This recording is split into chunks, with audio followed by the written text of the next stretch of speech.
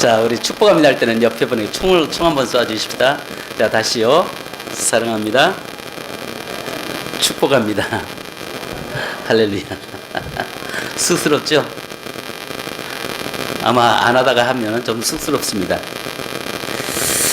자, 오늘 본문의 말씀을 보면서 비전의 사람은 축복을 놓치지 않는다 라고 하는 말씀으로 이 시간 말씀을 함께 나누려고 합니다. 성경은 늘 장자권 쟁탈전을 벌입니다.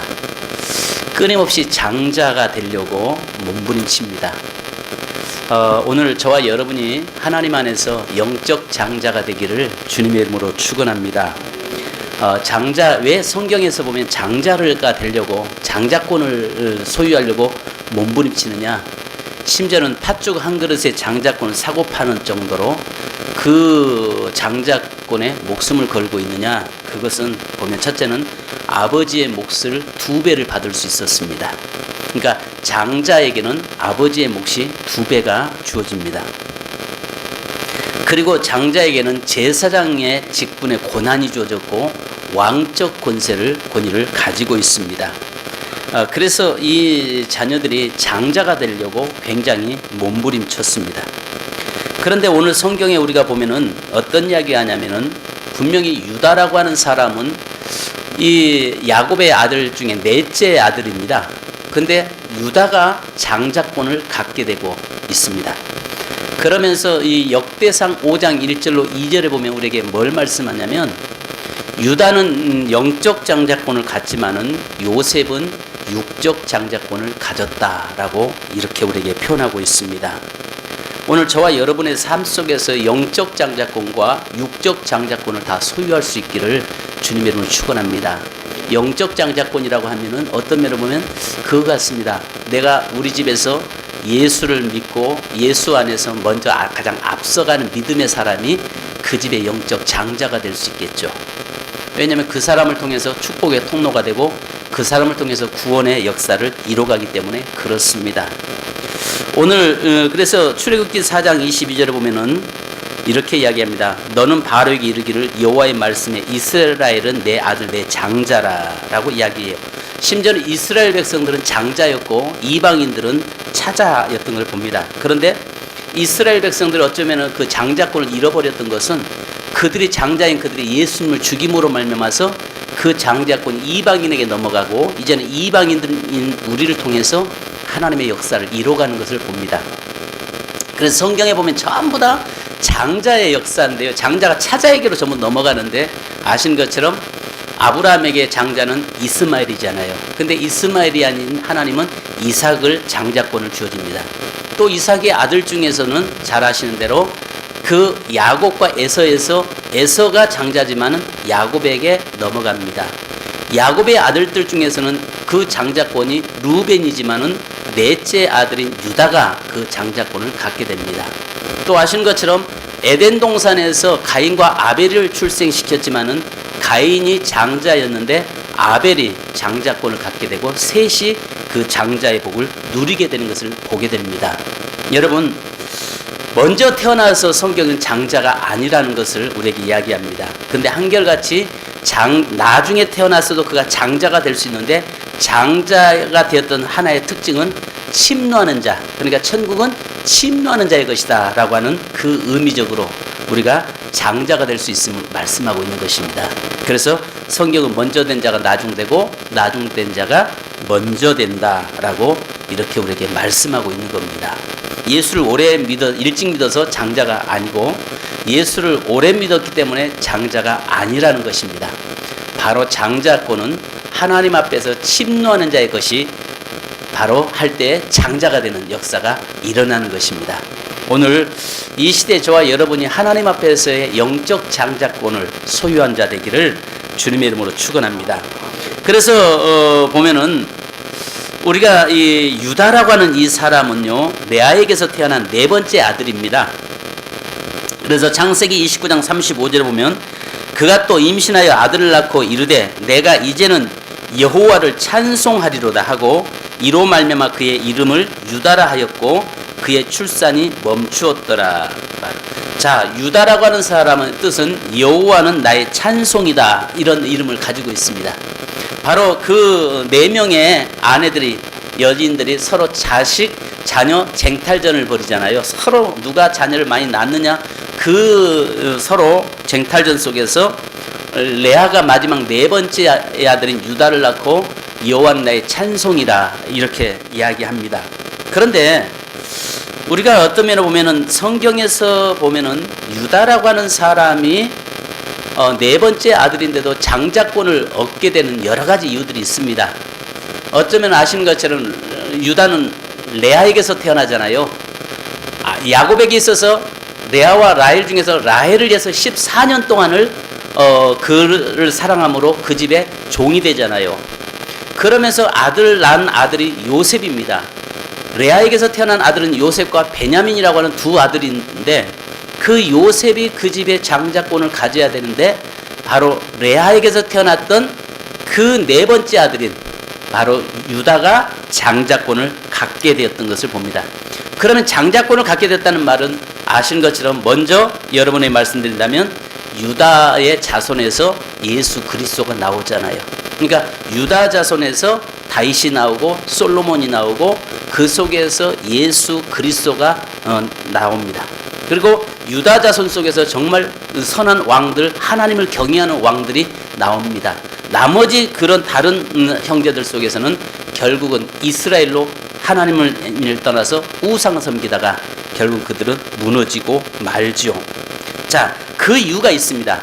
오늘 여기에 보니까 그 이유는 성경에서 우리에게 분명하게 유다가 장자권의 축복을 가질 수밖에 없었던 이유들은 여러 가지 나오는데, 첫째는 형제들 앞에서 그는 담보자가 되었습니다. 자, 담보자가 되었다, 이 말이 무슨 말이냐면 자기가 생명을 대신해서 그 일을 책임지겠다, 그 말이었습니다. 바로 유다는 자기 형제들과 아버지와 그 바로 앞에서 모든 삶에서 그는 삶의 담보자가 되었던 것입니다. 우리가 아시는 것처럼 예수 그리스도는 우리 인생의 담보자가 되어 주셨죠. 그래서 요한복음 1장 29절에 보면 세례요한이 예수님이 세례받으러 나오실 때 뭐라고 이야기합니까? 세상 죄를 지고 하는 하나님의 어린 양이로다, 그 이야기합니다. 바로 우리 인생의 담보자 되신 예수 그리스도를 이야기하고 있는 것입니다. 마태복음 8장 17절에 보면 이는 선지자 이사야로 하신 말씀에 우리 연약한 것을 친히 담당하시고 병을 짊어지셨도다 함을 이루려 하심이었더라 라고 이야기합니다.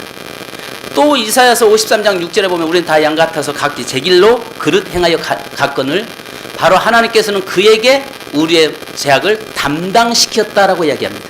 그러니까 예수 그리스도에게 우리 인생의 모든 문제를 담당시켰고, 그분이 우리 인생의 모든 문제를 대신하고 그분이 돌아가셨던 거죠. 우리가 종종 상가집에 가면 이런 이야기를 합니다. 돌아가시면서 우리의 안 믿는 사람들의 이야기들을 많이 하죠. 또 예수 믿는 사람도 그런 분이 있습니다. 갈 때 우리에 있는 모든 가족들의 문제를 다 가지고 가십시오 이야기합니다. 돌아갈 때, 떠날 때 좀 모든 우리의 인생의 문제, 희노애락의 모든 문제를 다 가지고 그분이 가면 얼마나 좋겠습니까? 근데 결국 그러지 못하거든요. 근데 하나의 소원이거든요. 나의 부모님이 돌아가실 때에, 돌아가시면 장례를 치르면서 우리 자녀들의 모든 문제를 다 대신 가지고 가십시오, 이렇게 이야기들을 하는 걸 들어봅니다. 결국은 자기 문제도 해결되지 못해서 자기 문제도 해결받을 수 없는 상황에서 떠나시는 거잖아요. 근데 우리는 한 가닥 희망이 내게 있는 모든 문제를 그분이 대신 좀 담당해 줬으면 좋겠다 이야기하는데, 성경에서는 인생의 담보자가 있는데 바로 구약에서는 유다를 모든 삶의 담보자가 되었다라고 이야기하고, 신약에서는 예수 그리스도가 우리 인생의 문제를 담보자가 되어 주셨다라고 말씀합니다. 바로 그리스도께 나의 모든 삶을 맡기고 그리스도께서 우리의 모든 삶을 담당하심으로 우리는 죄와 사망의 법에서 해방케 된 줄로 믿습니다.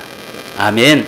자, 그렇다면 오늘 여기에 이 유다는 어떤 거냐면은, 아신 것처럼 그 형제들의 삶의 죽음 앞에서, 아사 직전에 있었던 그의 가족들 앞에서 유다가 모든 것을 책임짐으로 말미암아서 그의 가족이 살아납니다. 그래서 실질적으로 어떤 면으로 보면은 루벤이 장자지만은 루벤은 성경에 뭐라고 말씀한 창세기 49장에 보면 야곱이 자녀들 축복을 하는데 뭐라고 이야기하냐면 거기에 보면은 그는 아비의 침상을 덜 입혔음으로 인해서 하나님의 축복을 빼앗겼다라고 이야기합니다. 즉 아버지의 권위에 도전하고 아버지의 권위를 더럽힘으로 인해서 그는 장자의 명분을 잃어버리죠. 그 다음에 또 두 아들, 그 다음에 두 번째인 시몬이라고 하는 이 아들과 레이라고 하는 아들은 자기의 친동생인 디나가 세겜 땅에서 강간함으로 인해서 강간당함으로 말미암아 세겜에 있는 모든 남자들을 전부 다 죽이잖아요. 이 두 아들이 죽입니다. 피를 많이 흘렀기 때문에 그들은 장자권에서 떠났다라고 이야기합니다. 근데 반면에 우리가 아시는 것처럼 이 유다는 비록 그도 죄인이지만 모든 가족의 삶에 생명을 책임짐으로 말미암아서 그는 장자의 자리에 올라가는 것을 우리가 보게 됩니다. 그래서 여기에 보면은요, 그는 첫 번째는 형제들 앞에서 담보자가 되었는데, 아신 것처럼 여기 오늘 본문의 말씀을 보면은 뭐라고 말씀합니까? 그 유다가 자기의 형제들의 모든 문제를 자기가 대신 생명을 놓고 자기 요셉에게 이야기합니다. 내가 다 책임지겠습니다. 그러면서 내가 그를 위하여 담보자가 되오리니 아버지께서 내 손에서 그를 찾으소서라고 이야기합니다. 자, 그러면 첫째, 여기 보니까 아버지 앞에서 그는 담보자가 되었습니다. 우리 43장 8절로 14절을 보면 이렇게 이야기합니다. 유다가 그의 아버지 이스라엘에게 이르되 저 아이를 나와 함께 보내시면 우리가 곧 가리니 그러면 우리 아버지와 우리 어린 아이들이 다 살고 죽지 아니하리다. 그러니까 요셉이 뭘 이야기하냐면은 너희 막내 동생이 있지 않느냐, 막내 동생을 데리고 와라 이야기합니다. 그때 아버지 야곱이 내가 내 사랑하는 여인에게서 태어났던 사랑하는 아들 요셉을 잃었는데 이 마지막 둘째까지 난 잃을 수 없다라고 이야기합니다. 그러면서 보내지 않습니다. 근데 이제 요셉은 애굽에서 뭘 이야기하냐면 네 동생 데리고 와라. 네 동생 데리고 오면 내가 너에게 먹을 걸 주겠다라고 이야기하죠. 근데 이제 돌아와서 동생을 데리고 가려고 하는데 아버지가 그 동생을 내놓지 않습니다.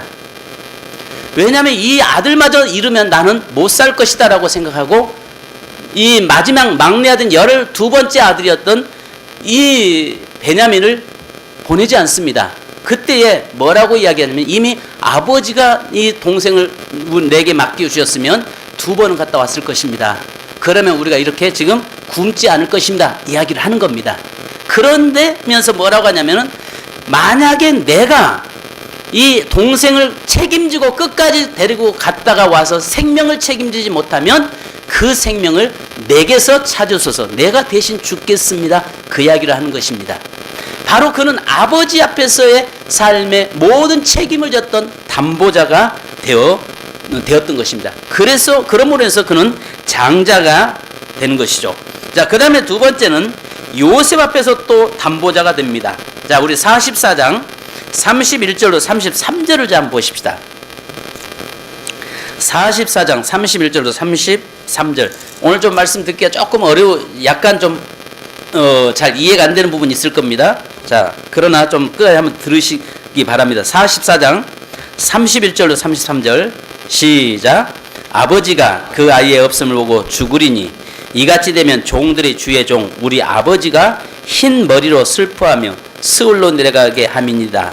주의 종이 내 아버지에게 아이를 담보하기를 내가 이를 아버지께로 데리고 돌아오지 아니하면 영영이 아버지께 죄짐을 지리다 하였사오니 이제 주의 종으로 그 아이를 대신하여 머물러 있어 내 주의 종이 되게 하시고 그 아이는 그의 형제들과 함께 올려 보내소서. 아멘. 자, 여러분 여기에서 보니까 유다가 어떤 장자권을 갖게 되냐면 이제 요셉이 그 동생들이 왔잖아요. 자기 막내 동생이 자기 친동생인 것을 그는 알잖아요.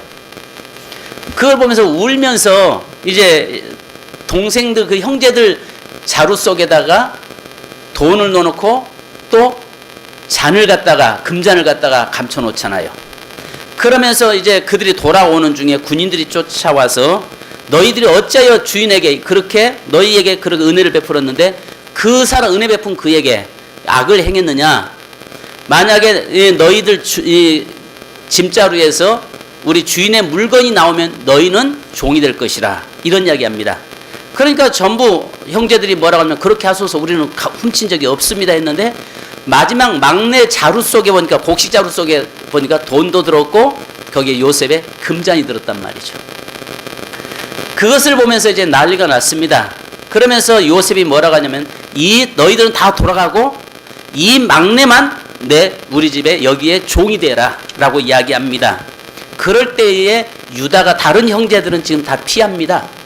그런 상황에서 유다는 다른 형제들은 전부 다 자기 하나 살 궁리를 하고 있습니다. 근데 유다가 나서서 뭐라고 하냐면 내 아버지에게 이 동생을 책임지지 못하면 내 생명을 대신 거두겠다라고 이야기했습니다.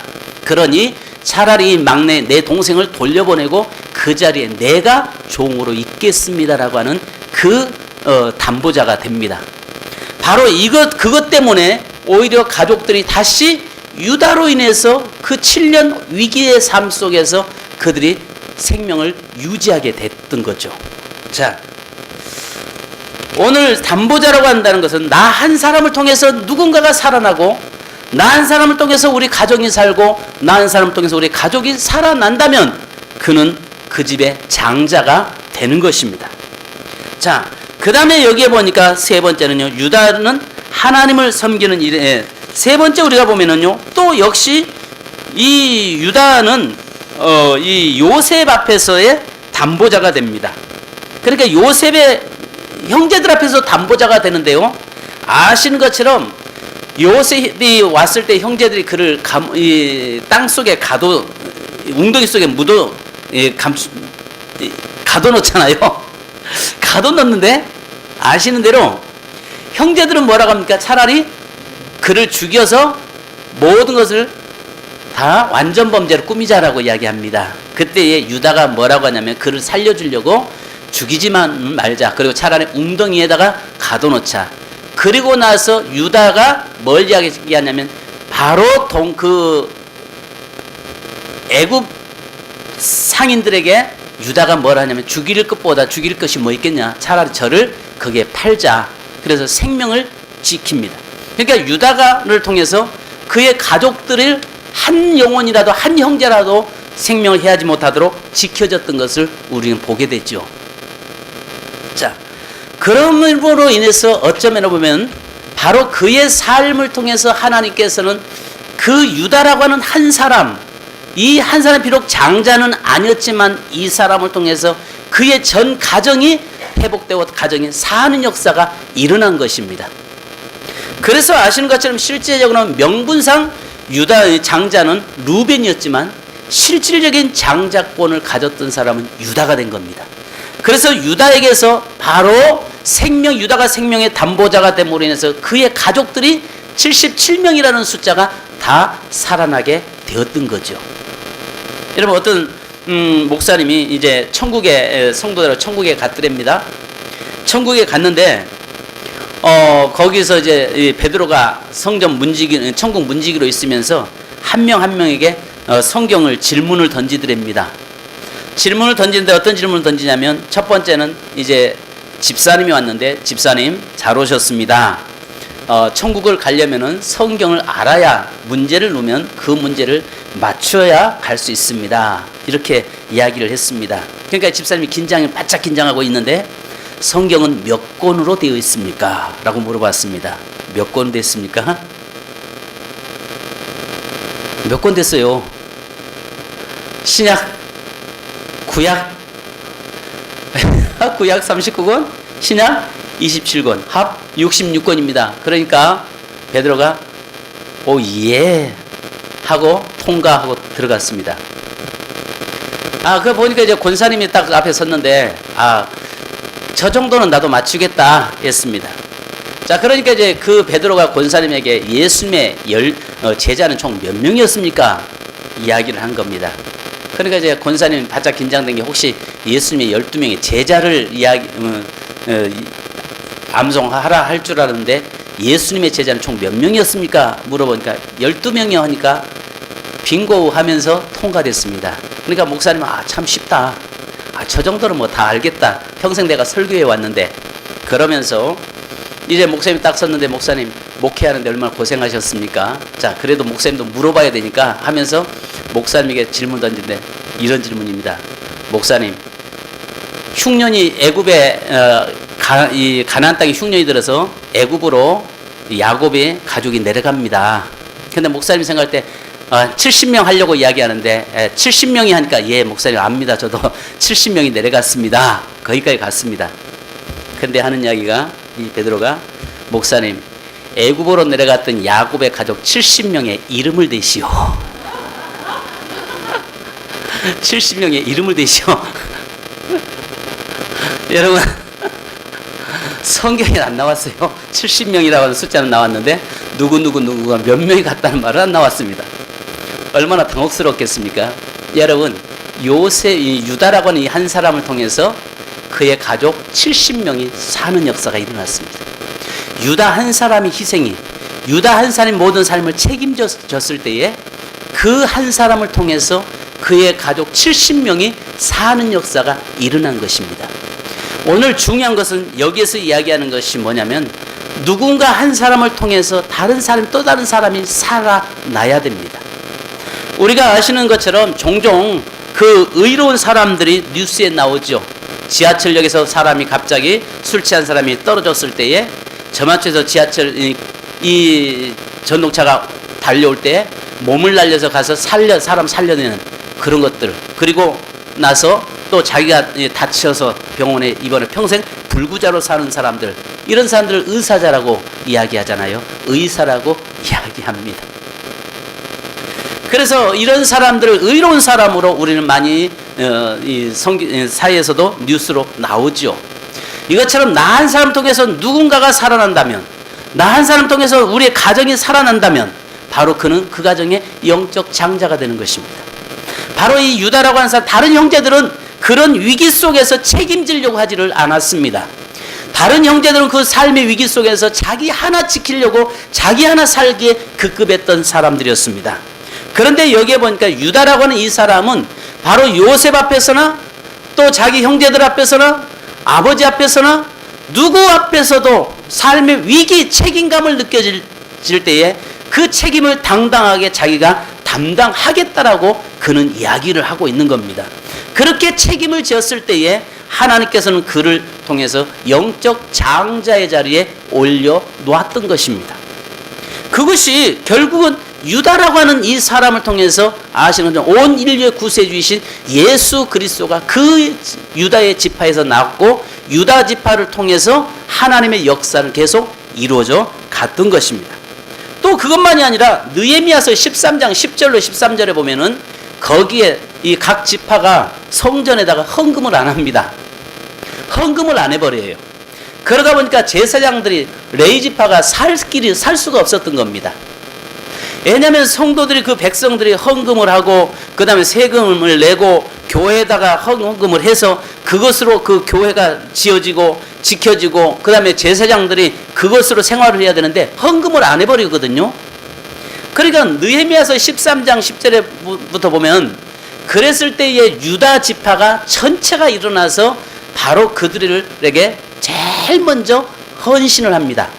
그러면서 성전에 그 헌금을 하고 그렇게 섬김으로 인해서 그 나라가 무너졌던 제사장들을 다시 회복시키는데 이렇게 이야기합니다. 10절로 13절을 보면 내가 또 알아본 즉 레위 사람들이 받을 몫을 주지 아니하였으므로 그 직무를 행하는 레위 사람들과 노래하는 자들이 각각 자기 밭으로 도망하였기로 내가 모든 민장들을 꾸짖어 이르기를 하나님의 전이 어찌하여 버린 바 되었느냐 하고 곧 레위 사람을 불러 모아 다시 제자리에 세웠더니 이에 온 유다가 곡식과 새 포도주와 기름의 11조를 가져다가 곡간에 드림으로 내가 제사장 셀레마야와 서기관 사독과 레위 사람 부다야를 창고지기로 삼고 마따냐의 손자 삭굴의 아들 하난을 버금으로 삼았나니 이는 그들의 충직한 자로 인정됨이라. 그 직분은 형제들에게 분배하는 일이었느니라.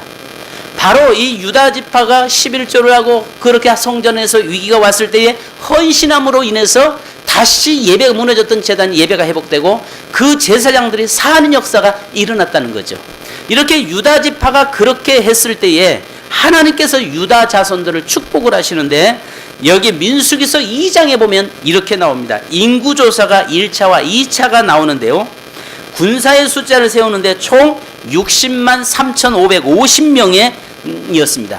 루벤 지파가 4만 6,500명, 므낫세 지파가 3만 2,200명이었습니다.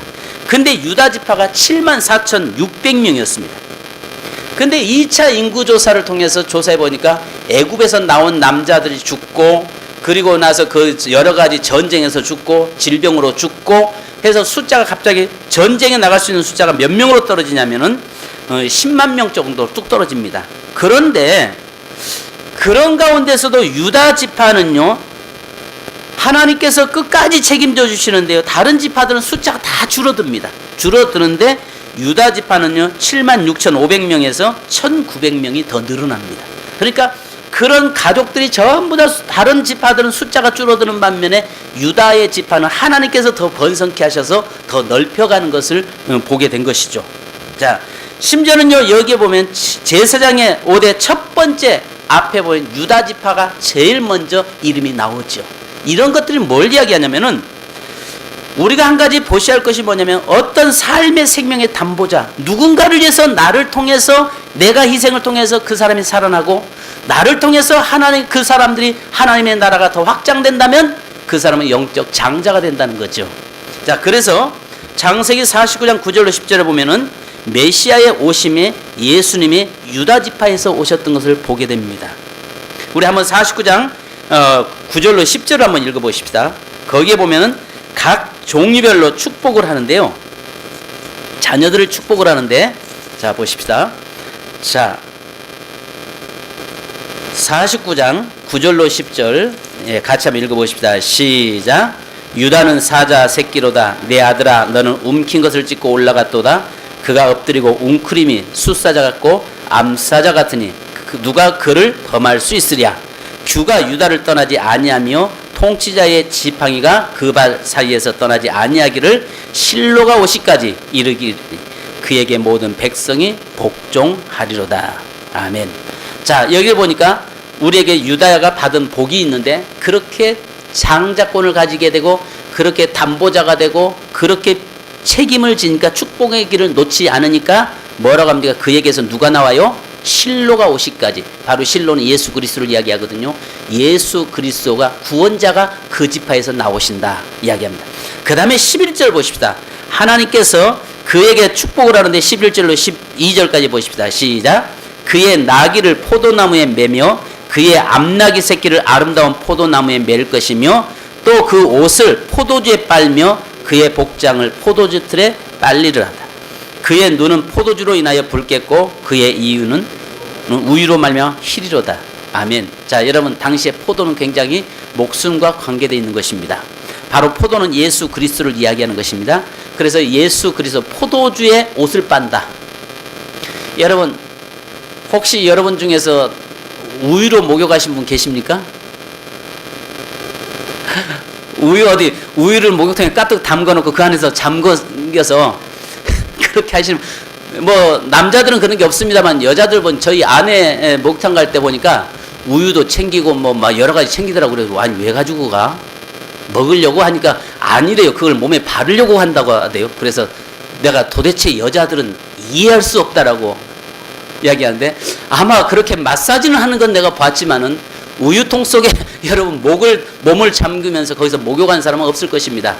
그런데 여러분 와인을요, 여러분 그 욕조통에 가득 채워놓고 거기에 잠기면서 목욕하는 사람이 있습니까? 근데 여기 보니까 와인으로 여러분 옷 바는 사람이 있습니까? 없습니다.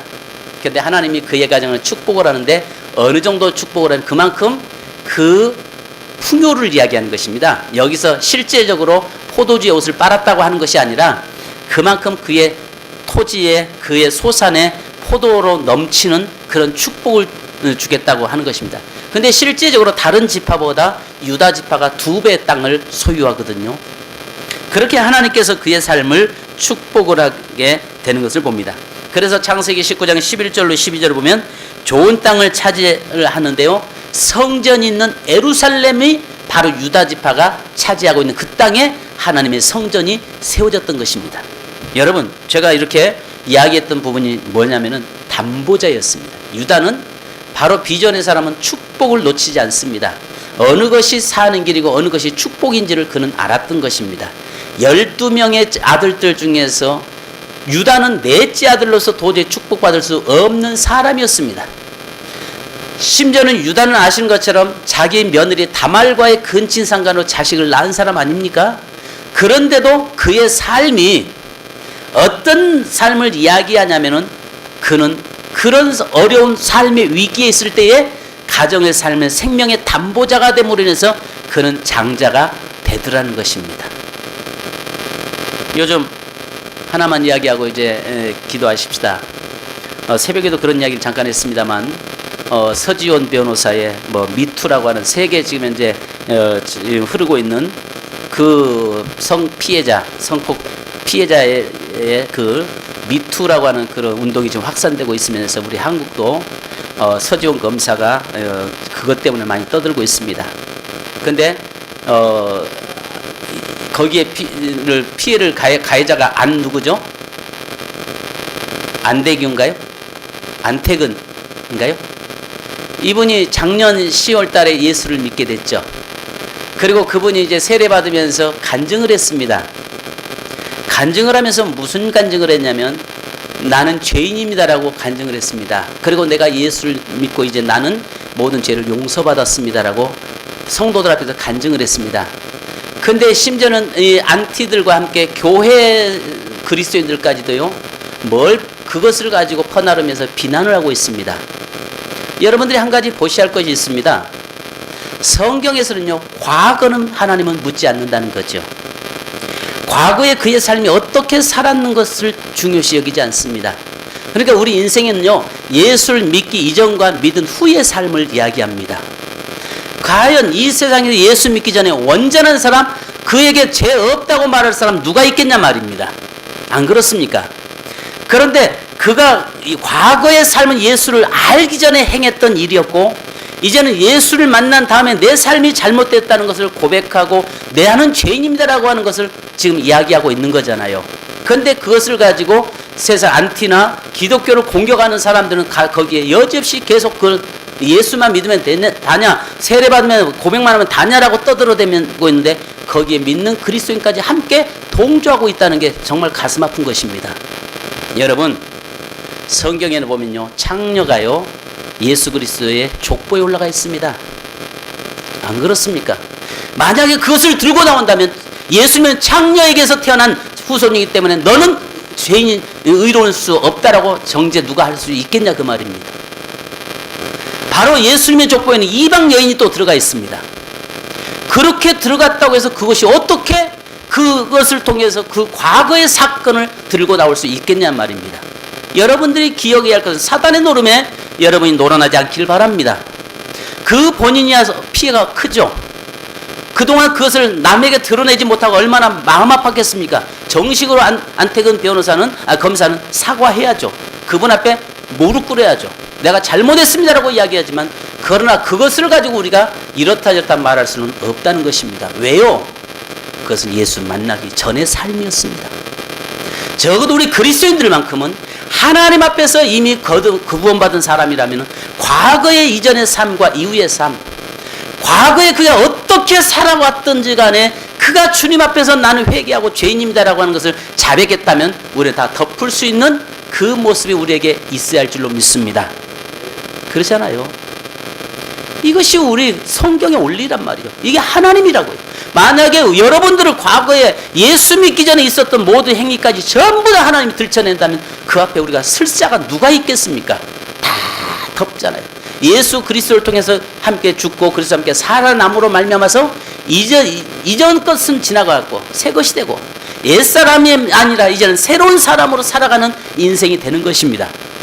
오늘 여러분 이 시대에 저와 여러분이 요셉처럼 또 유다처럼 이 시대 비록 그도 온전한 사람은 아니었잖아요. 유다 그가 볼 때 여러분 자기 며느리가 다말과의 큰 친상간에서 자식을 낳았다니까요. 베레스를 낳았다고요.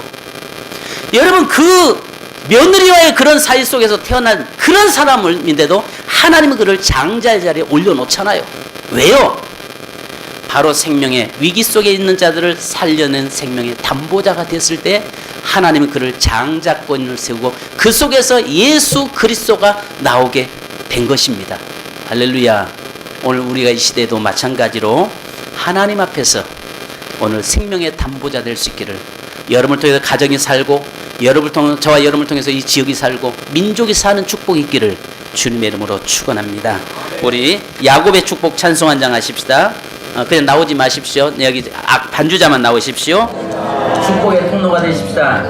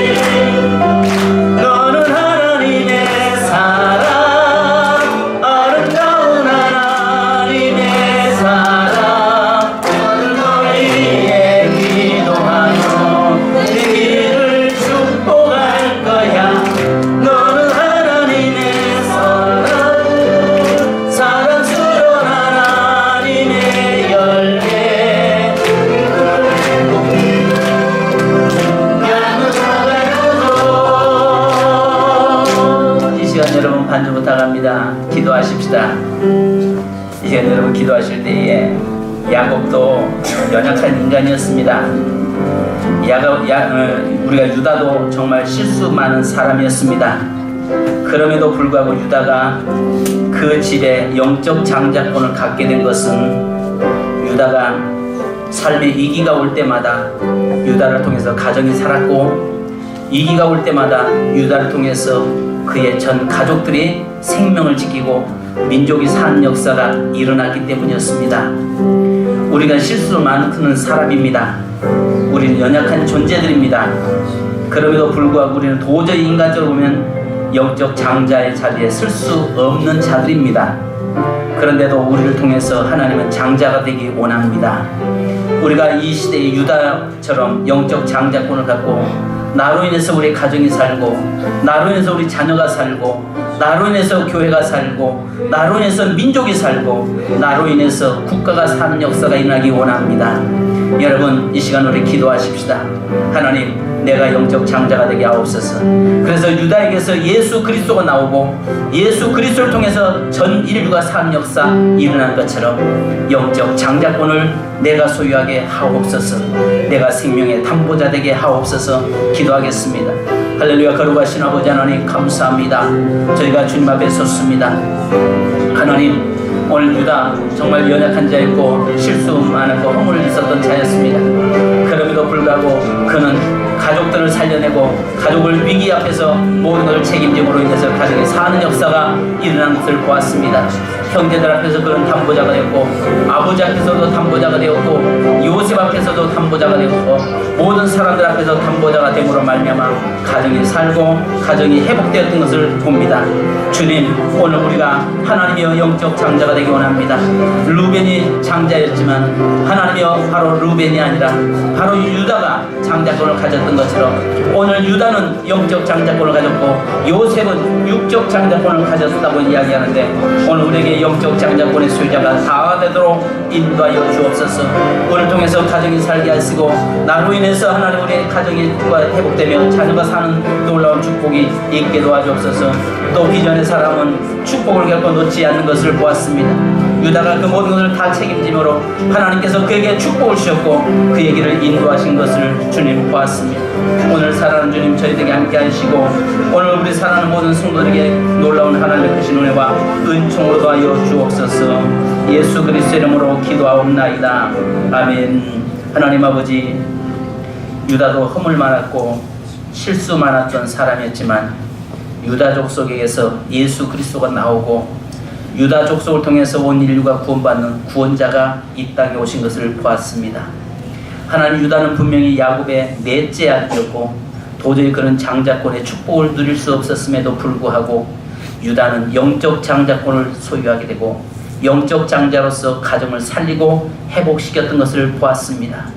가정에 위기가 왔을 때 그가 생명의 담보자가 되었고 형제들 앞에서 야곱 요셉을 살리려고 담보자가 되며 또 요셉 앞에서도 담보자가 되며 아버지 앞에서도 담보자가 되고 자기가 모든 것을 책임짐으로 말미암아서 가정이 살아났던 것처럼 오늘 하나님 이 시대에 우리가 영적 장자권의 소유자가 되기 원합니다. 그래서 나로 인해서 우리의 가정이 살게 하옵소서. 나로 인해서 우리 자녀들이 살게 하옵소서.